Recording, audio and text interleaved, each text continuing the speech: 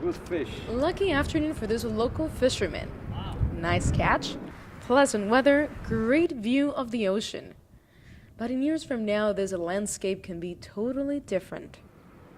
New reports say that more than 3 million Americans living close to the ocean face serious coastal flooding in coming decades because of rising sea levels. We're on pace to be at an absolute minimum of about 4.5 feet by the end of the century. But the ice melt in these two areas, the remaining areas of big ice sheets, Greenland and Antarctica, is only just beginning.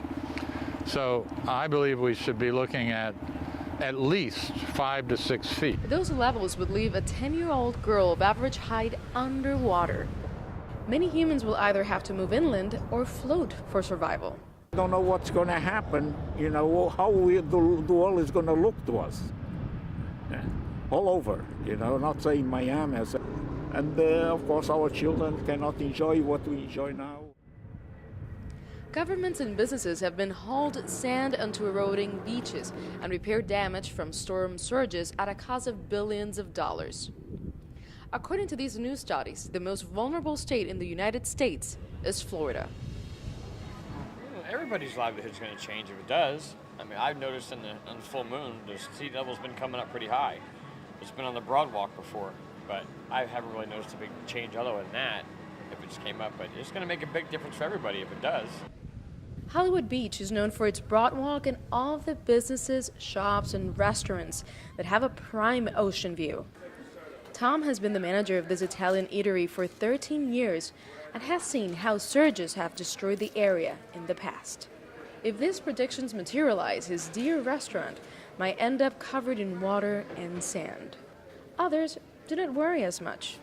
If it's something happened, the sea level is going to raise. We're talking about way in the future, probably 2010, I don't know. I can't predict that, no Nostradamus, but I'm not concerned now. Barrier Islands, which are glorified sand dunes, will likely disappear.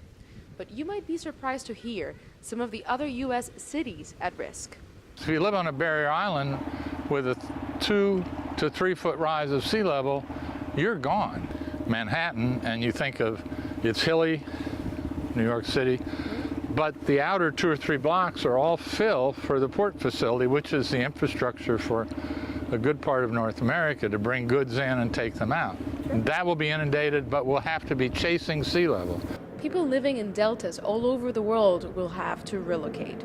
To the skeptics, this piece could be part of a science fiction movie. But for those who live really close to the ocean, community planning could be the salvation for their investments in case these beautiful waters come to a place near you.